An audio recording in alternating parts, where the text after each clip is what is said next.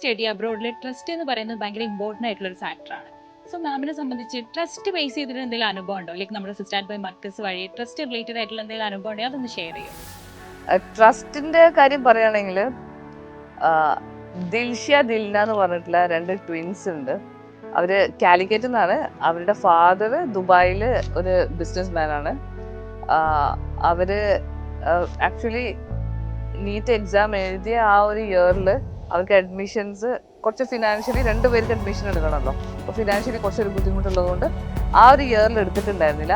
പക്ഷെ അവരുടെ father he was very connected to me. എന്നെ സ്ഥിരമായിട്ട് അഡ്മിഷൻസ് പ്രോസസ്സ് ആയോ, എനിക്ക് കുറച്ചൊരു ബുദ്ധിമുട്ടുണ്ട്, 2 പേര് ഒരുമിച്ച് അഡ്മിഷൻ എടുക്കുന്നതുകൊണ്ടുള്ള ചെറിയൊരു ബുദ്ധിമുട്ടുണ്ട് എന്ന് പറഞ്ഞിട്ടുള്ള ഒരു പാരന്റ് ഉണ്ടായിരുന്നു.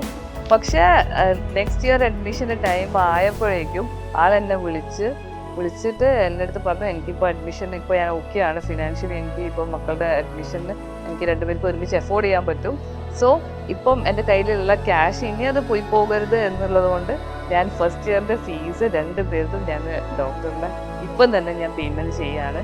അപ്പം ഞാൻ പറഞ്ഞു അത് വലിയ എമൗണ്ട് ആണ്, കാരണം ഇതിൽ നമുക്ക് മിനിസ്ട്രി ചാർജസും ഫീസും അങ്ങനെ കുറേ എക്സ്പെൻസ് ഒരുമിച്ച് വരുന്നുണ്ട്. ഫസ്റ്റ് ഇനീഷ്യലി പോകുന്ന സമയത്തുള്ള കുറച്ചൊരു വലിയ എക്സ്പെൻസ് വരുള്ളൂ.